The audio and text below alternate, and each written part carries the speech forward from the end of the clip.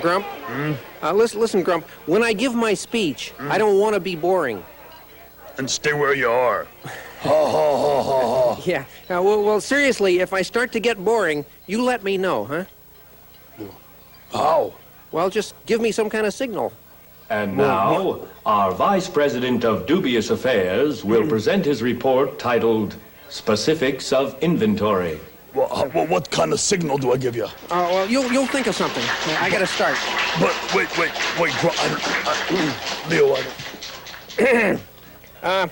Specifics of inventory. Now, in the past corporate year, the inventory department has completely revamped the old procurement system. What was that? That's the signal. Yeah, okay. Come on, you're boring, Leo. Huh? Right. Huh? Okay, Okay, sorry. snap it up, huh? Yeah, right. Okay, now just last year, when someone required 30 gross of bioelectronic catheters, well, that's our stock number 457-. Just reading the stock number. Well, do it. Yeah, okay, anyhow, he would have to fill out a form, and the form number is 936-5.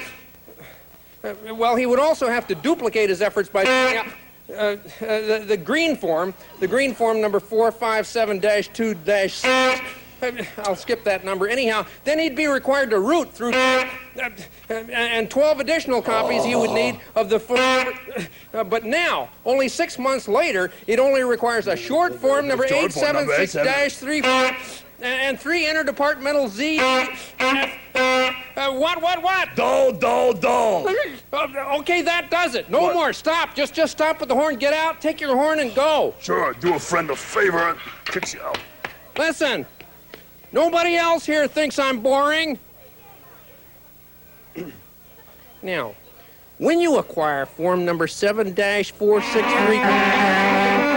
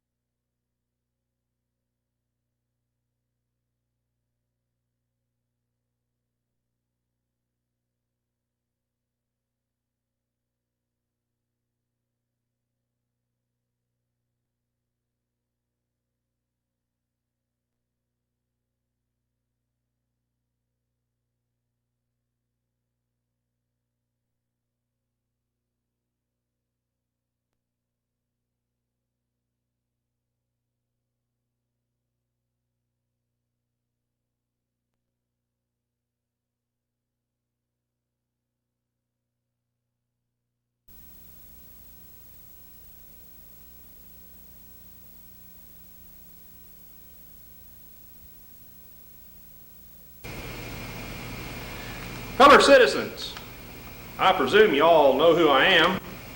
I am humble Abraham Lincoln. I have been solicited by many friends to become a candidate for the legislature. My politics are short and sweet, like the old woman's dance. I'm in favor of the national bank.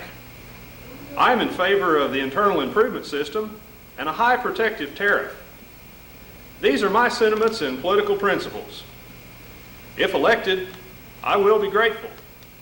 If not, it will be all the same. That was my first political speech, which I gave in 1831.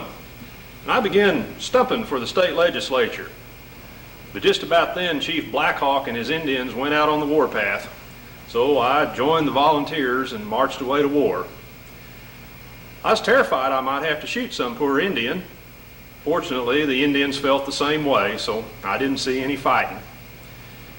It was while I was there that I was elected captain of volunteers, an honor which gave me more pleasure than any I've had since. After serving near 3 months in the Army, I came back home with a great enthusiasm for resuming my political career. I thought my illustrious military campaign would help me win. It didn't. I lost the election. And to make matters worse, the store in which I'd been working as sort of a clerk went out of business, leaving me without the means to keep my body and soul together. I considered the blacksmith trade. I thought about the study of law, but I didn't think I could succeed without a better education. My folks had come from undistinguished families and had migrated from Kentucky to Indiana. It was a wild region. By that time, I was old enough for schooling, except there were no schools. We sometimes had school whenever a schoolmaster would drift into the neighborhood, but school was out whenever he'd drift away. By the time I was 18 years of age and had moved to Illinois, I reckon all of my schooling didn't amount to more than a year. But I had learned to read and write and cipher to the rule of 3, and I read every book I could get my hands on. I was also ready to try my hand at something else besides farming. My old dad had tried to make a decent farm in 5 different places in Kentucky and Indiana and Illinois. It got so we'd moved so many times that I was ready to settle down in one little town. You know, whenever we'd get ready to move, we'd load all our furniture onto the wagon. And we'd tie the chickens' legs up and put them on the wagon so they wouldn't run away. Then we'd tie up the horses and the cows to the back of the wagon, and we'd drive off to our next farm. It got so we moved so many times that whenever the chickens would see us loading the furniture on the wagon, they'd lay on their backs and cross their legs. Well, having had some experience at a store as a storekeeper, I thought I'd try my hand in a business of my own. So I borrowed some money, and I went into partnership with William Berry. We opened the Lincoln Berry store over there at New Salem. Well, it wasn't long before that winked out too. What with Berry drinking up all the profits and me reading all the time, little wonder the store didn't fail. But one day while I'd been tending that store, a man drove through town in a wagon. He was migrating to the west, and in the wagon he had all his family and his household plunder. He asked me if I'd buy an old barrel for which he had no use and which contained nothing of special value. He had no room for it in his wagon. I didn't want it, but to oblige him, I bought it and paid him $50 for it. Emptying it out onto the floor to see what it contained, I found at the bottom of the barrel a complete edition of Blackstone's commentaries. The more I read that famous law book, the more intensely interested I became. That book was the beginning of my law studies. Well, Jesse, you seem to have a good case in technical law, and we can without a doubt win it for you. We can also set a whole neighborhood at loggerheads. We can distress a widowed mother and her 6 fatherless children, and we can without a doubt win for you $600, which you seem to have a legal right, but which seems to me to belong as much to the woman and children as it does to you. Now, you must remember that some things legally right are not always morally right. No, I couldn't win this case for you. All the time I'd be standing up there in front of that jury, I'd be saying to myself, Abe Lincoln, you're a liar. By golly, I believe I'd forget myself and say it out loud. I will give you a little advice for which I'll charge you nothing, though. Now, you look like a sprightly, energetic man. I'd advise you to try your hand at making $600 some other way. And now, good day, sir. There goes the biggest liar in Springfield. He's like the old fisherman that had quite a reputation for stretching the truth. Bought himself a pair of scales and insisted on weighing each fish he caught before witnesses. One day a doctor borrowed the scales to weigh a newborn baby. The baby weighed 47 pounds. Well, they say I tell too many stories, and I reckon I do. But I have found that most people are more easily influenced through a broad and humorous illustration than in any other way. And what the hypercritical few may think, I don't care. Well, you take like the other day, I was sitting here with my foot up behind the desk like this. Billy Herndon walked in.